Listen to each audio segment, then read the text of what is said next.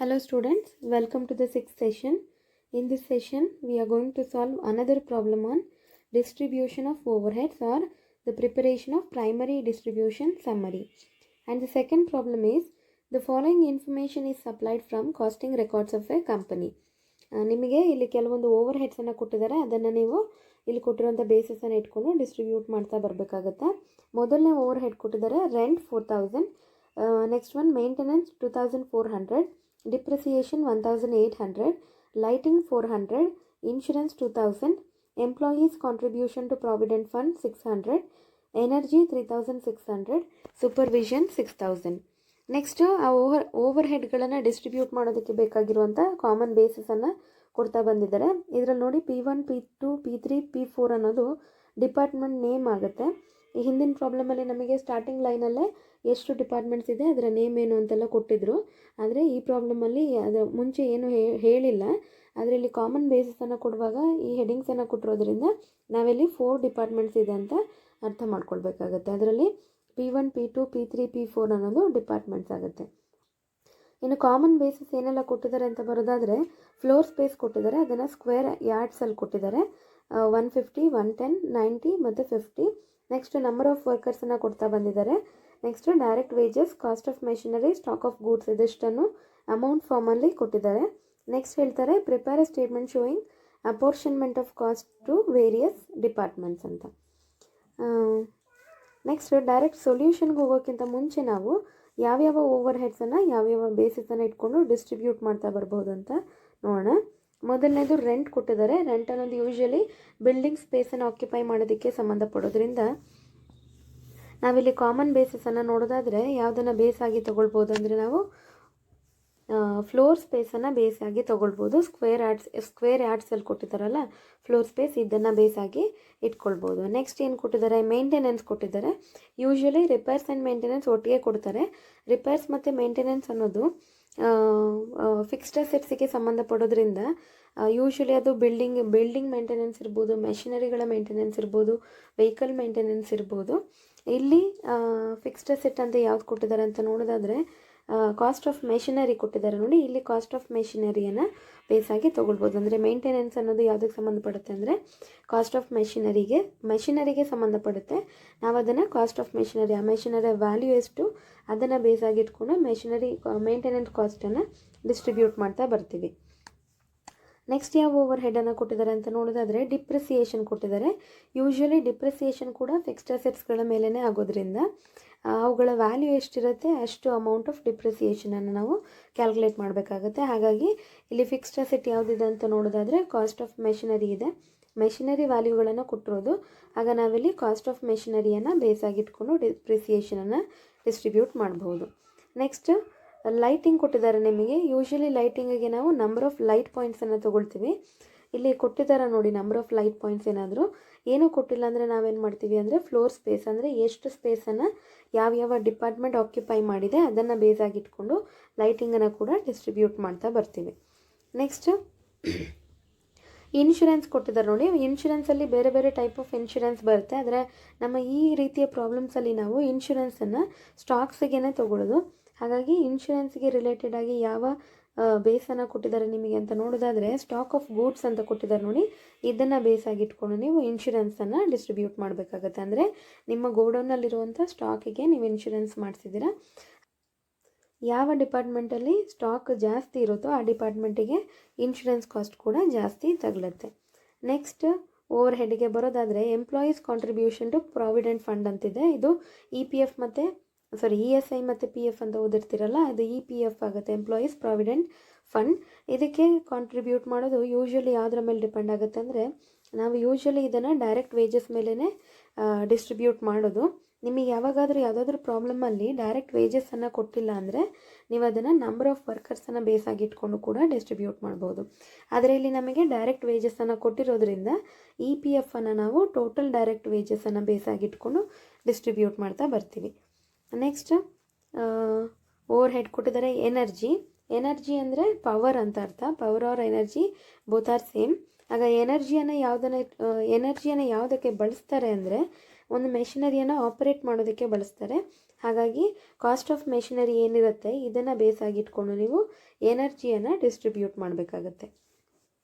Next last over head ಇದೆ supervision ಅಂತ. Supervision ಅನ್ನೋದು ವರ್ಕರ್ಸ್ಗಳ ಮೇಲ್ವಿಚಾರಣೆಗೆ ಸಂಬಂಧಪಡೋದ್ರಿಂದ ನಾವಿಲ್ಲಿ ನಂಬರ್ ಆಫ್ ವರ್ಕರ್ಸನ್ನು ಬೇಸ್ ಆಗಿಟ್ಕೊಂಡು ಸೂಪರ್ವಿಷನನ್ನು ಡಿಸ್ಟ್ರಿಬ್ಯೂಟ್ ಮಾಡಬೇಕಾಗತ್ತೆ. ಅಂದರೆ ಸೂಪರ್ವಿಷನ್ ಚಾರ್ಜಸ್ ಯಾವ ಡಿಪಾರ್ಟ್ಮೆಂಟಿಗೆ ಜಾಸ್ತಿ ತಗಲುತ್ತೆ ಅಂದರೆ ನಂಬರ್ ಆಫ್ ವರ್ಕರ್ಸ್ ಯಾವ ಡಿಪಾರ್ಟ್ಮೆಂಟಲ್ಲಿ ಜಾಸ್ತಿ ಇರ್ತಾರೆ ಆ ಡಿಪಾರ್ಟ್ಮೆಂಟಿಗೆ ತಗಲುತ್ತೆ. ನೆಕ್ಸ್ಟ್ ಸೊಲ್ಯೂಷನ್ಗೆ ಬರೋದಾದರೆ ನೋಡಿ, ಸೊಲ್ಯೂಷನ್ ಹೀಗಿದೆ. ನಾವು ಒಂದು ಹೆಡಿಂಗ್ ಹಾಕ್ಕೊಂಡಿದ್ದೀವಿ, ಪ್ರೈಮರಿ ಡಿಸ್ಟ್ರಿಬ್ಯೂಷನ್ ಸಮ್ಮರಿ ಅಂತ. ಇಲ್ಲಿ ಐಟಮ್ಸ್ ಆಫ್ ಓವರ್ ಹೆಡ್ಸ್ ಇದೆ. ಐಟಮ್ಸ್ ಆಫ್ ಓವರ್ ಹೆಡ್ ಇದು ಕೊಟ್ಟಿರ್ತಾರೆ ಪ್ರಾಬ್ಲಮಲ್ಲಿ, ಬೇಸಿಸನ್ನು ಕೂಡ ಕೊಟ್ಟಿರ್ತಾರೆ. ಆದರೆ ಯಾವ್ಯಾವ ಬೇಸಿಸ್ ಯಾವ್ಯಾವ ಓವರ್ ಹೆಡ್ಗೆ ಅಂತ ಕೊಟ್ಟಿರೋದಿಲ್ಲ, ಅದನ್ನು ನಾವೇ ಐಡೆಂಟಿಫೈ ಮಾಡಿ ತೊಗೊಳ್ಬೇಕಾಗತ್ತೆ.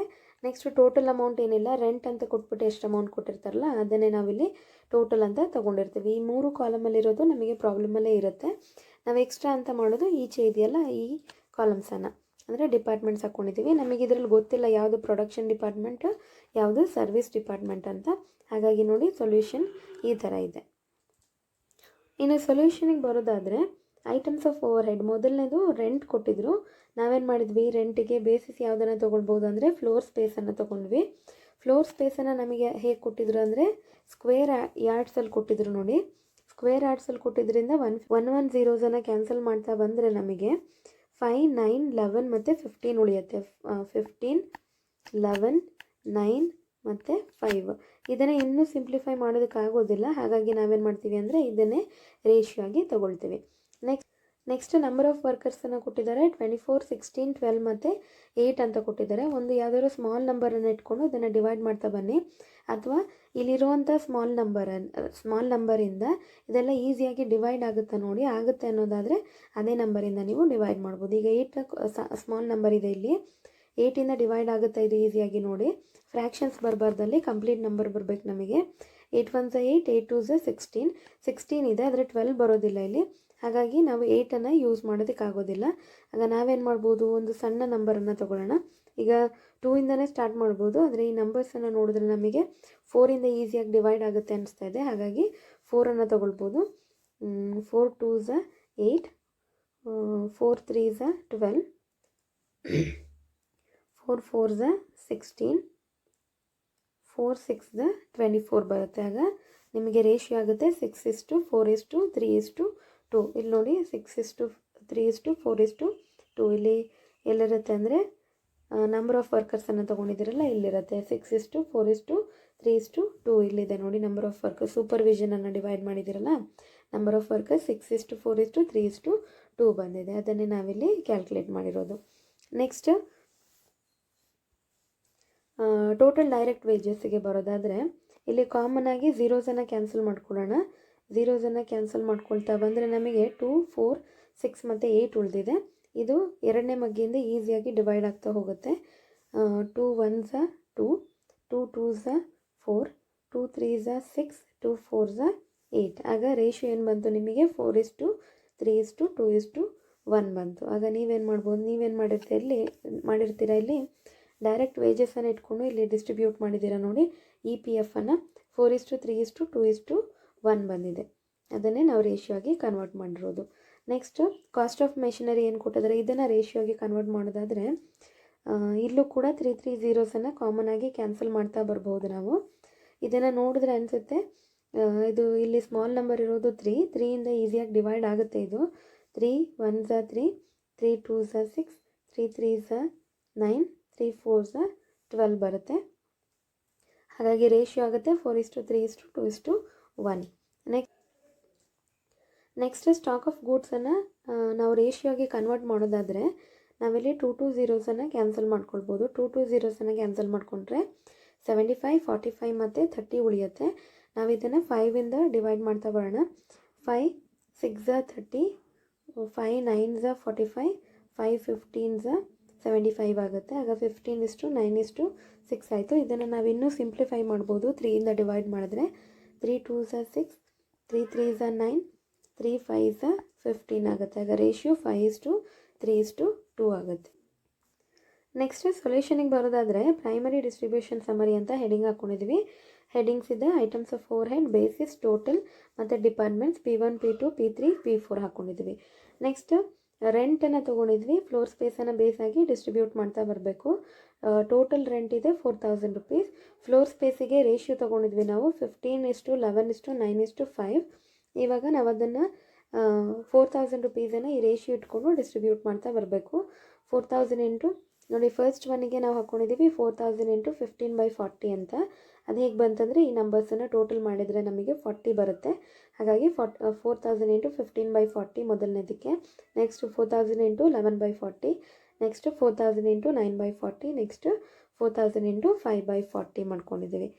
ನೆಕ್ಸ್ಟ್ ಮೇಂಟೆನೆನ್ಸಿಗೆ ಬರೋದಾದರೆ, ಮೇಂಟೆನೆನ್ಸ್ ಅನ್ನೋದು ಮೆಷಿನರಿಗೆ ಸಂಬಂಧಪಡೋದ್ರಿಂದ ಕಾಸ್ಟ್ ಆಫ್ ಮೆಷಿನರಿಯನ್ನು ಬೇಸಾಗಿ ತೊಗೊಂಡಿದ್ದೀವಿ. ಅಲ್ಲಿ 2400 ರುಪೀಸ್ ಇದೆ. ನಾವು ಅದನ್ನು ಡಿಸ್ಟ್ರಿಬ್ಯೂಟ್ ಮಾಡ್ತಾ ಬಂದಿದ್ದೀವಿ. 2400 ಇಂಟು 4/10. 10 ಹೇಗೆ ಬಂತಂದರೆ ಈ ನಂಬರ್ಸನ್ನು ಟೋಟಲ್ ಮಾಡಿದ್ರೆ ಬರುತ್ತೆ. ಇಲ್ಲಿ ರೇಷಿಯೋ ನಂಬರ್ಸ್ ಇದೆಯಲ್ಲ, 4 + 3 7 ಆಗುತ್ತೆ, +2 9, +1 10 ಆಗುತ್ತೆ. ಹಾಗಾಗಿ 2400 ಇಂಟು 4/10, 2400 ಇಂಟು 3/10 ಹಾಗೆ ಡಿಸ್ಟ್ರಿಬ್ಯೂಟ್ ಮಾಡ್ತಾ ಬಂದಿದ್ದೀವಿ. ನೆಕ್ಸ್ಟ್ ಡಿಪ್ರಿಸಿಯೇಷನ್ ಅನ್ನೋದು ಯೂಶಲಿ ಫಿಕ್ಸ್ಡ್ ಅಸೆಟ್ಸಿಗೆ ಸಂಬಂಧಪಡೋದ್ರಿಂದ ನಾವು ಅದನ್ನು ಕೂಡ ಕಾಸ್ಟ್ ಆಫ್ ಮೆಷಿನರಿಯನ್ನು ಬೇಸಾಗಿಟ್ಕೊಂಡು ಡಿಸ್ಟ್ರಿಬ್ಯೂಟ್ ಮಾಡ್ತೀವಿ. ಅದರಲ್ಲಿ 1800 ರುಪೀಸ್ ಟೋಟಲ್ ಅಮೌಂಟ್ ಇದೆ. ನಾವು ಅದನ್ನು 1800 ಇಂಟು 4/10, 1800 ಇಂಟು 3/10, 1800 ಇಂಟು 2/10 ಹಾಗೆ ಡಿಸ್ಟ್ರಿಬ್ಯೂಟ್ ಮಾಡ್ತಾ ಬಂದಿದ್ದೀವಿ. ನೆಕ್ಸ್ಟ್ ಓವರ್ ಹೆಡ್ ಇದೆ ಲೈಟಿಂಗ್. ಲೈಟಿಂಗಿಗೆ ನಾವು ಯೂಶಲಿ ನಂಬರ್ ಆಫ್ ಲೈಟ್ ಪಾಯಿಂಟ್ಸನ್ನು ತೊಗೊಳ್ಬೇಕು. ಆದರೆ ಯಾವಾಗ ನಂಬರ್ ಆಫ್ ಲೈಟ್ ಪಾಯಿಂಟ್ಸನ್ನು ಕೊಟ್ಟಿರೋದಿಲ್ಲ, ಆಗ ನೀವು ಫ್ಲೋರ್ ಸ್ಪೇಸನ್ನು ಬೇಸಾಗಿಟ್ಕೊಂಡು ಲೈಟಿಂಗ್ ಅಮೌಂಟನ್ನು ಡಿಸ್ಟ್ರಿಬ್ಯೂಟ್ ಮಾಡಬೇಕಾಗುತ್ತೆ. ಲೈಟಿಂಗ್ ಅಮೌಂಟ್ ಟೋಟಲ್ 400 ರುಪೀಸ್ ಇತ್ತು. ನಾವೇನು ಮಾಡಿದ್ದೀವಿ 400 ಇಂಟು 15/40 ಮಾಡಿದ್ದೀವಿ. 40 ಹೇಗೆ ಬರುತ್ತೆ ಅಂದರೆ ಈ ನಂಬರ್ಸನ್ನು ಟೋಟಲ್ ಮಾಡಿದ್ರೆ ಬರುತ್ತೆ. ಹಾಗೆ ಇದಕ್ಕೂ ಕೂಡ ಮಾಡಿರೋದು 4000 ಇಂಟು 11/40, 4000 ಇಂಟು 9/40, 4000 ಇಂಟು 5/40 ಅಂತ ಡಿಸ್ಟ್ರಿಬ್ಯೂಟ್ ಮಾಡ್ತಾ ಬಂದಿದ್ದೀವಿ. ನೆಕ್ಸ್ಟ್ ಇನ್ಶೂರೆನ್ಸ್ ಕೊಟ್ಟಿದ್ರು. ನಾವು ಅದಕ್ಕೆ ಬೇಸ್ ಯಾವ್ದು ತೊಗೊಂಡ್ವಿ ಅಂದರೆ ಸ್ಟಾಕ್ ಆಫ್ ಗೂಡ್ಸನ್ನು ತೊಗೊಂಡ್ವಿ. 5:3:2 ತೊಗೊಂಡ್ವಿ. ಟೋಟಲ್ ಅಮೌಂಟ್ 2000 ರುಪೀಸ್ ಇತ್ತು. ಅದರಲ್ಲಿ P4 ಡಿಪಾರ್ಟ್ಮೆಂಟ್ ಏನಿದೆ ಅಲ್ಲಿ ಸ್ಟಾಕ್ ಇರಲಿಲ್ಲ. ಹಾಗಾಗಿ ಈ 3 ಡಿಪಾರ್ಟ್ಮೆಂಟಿಗೆ ಮಾತ್ರ ಏನಾಗುತ್ತೆ ಅಮೌಂಟ್ ಡಿಸ್ಟ್ರಿಬ್ಯೂಟ್ ಆಗುತ್ತೆ ಇನ್ಶೂರೆನ್ಸ್ ಅಮೌಂಟ್. ಅದನ್ನೇನು ಮಾಡಿದ್ದೀವಿ 2000 ಇಂಟು 5/10, 2000 ಇಂಟು 3/10, 2000 ಇಂಟು 2/10 ಅಂತ ಡಿಸ್ಟ್ರಿಬ್ಯೂಟ್ ಮಾಡಿದ್ದೀವಿ. Next employees contribution to provident fund ಅಂತ ಕೊಟ್ಟಿದ್ರು. ಅದನ್ನು ಸಿಂಪಲ್ಲಾಗಿ EPF ಅಂತ ತೊಗೊಂಡಿದ್ವಿ. EPF ಅನ್ನು ನಾವು ಡೈರೆಕ್ಟ್ ವೇಜಸನ್ನು ಬೇಸಾಗಿಟ್ಕೊಂಡು ತೊಗೊಂಡಿದ್ವಿ. ಟೋಟಲ್ ಅಮೌಂಟ್ 600 ರುಪೀಸ್ ಇತ್ತು. 600 ಇಂಟು 4/10 ಮಾಡಿದ್ದೀವಿ. ಇಲ್ಲಿ 600 ಇಂಟು 3/10, 600 ಇಂಟು 2/10, 600 ಇಂಟು 1/10 ಮಾಡಿದರೆ ನಿಮಗೆ ಇಷ್ಟು ಅಮೌಂಟ್ಸ್ ಬರುತ್ತೆ. ನೆಕ್ಸ್ಟ್ ಕೊಟ್ಟಿದ್ರು ಎನರ್ಜಿ ಅಂತ. ಎನರ್ಜಿ ಅಥವಾ ಪವರ್ ಎಲ್ಲ ಒಂದೇ. ಎನರ್ಜಿ ಅಥವಾ ಪವರನ್ನು ನಾವು ಯಾವುದಕ್ಕೆ ಬಳಸ್ತೀವಿ ಅಂದರೆ ಮೆಷಿನರೀಸನ್ನು ಆಪರೇಟ್ ಮಾಡೋದಕ್ಕೆ ಬಳಸ್ತೀವಿ.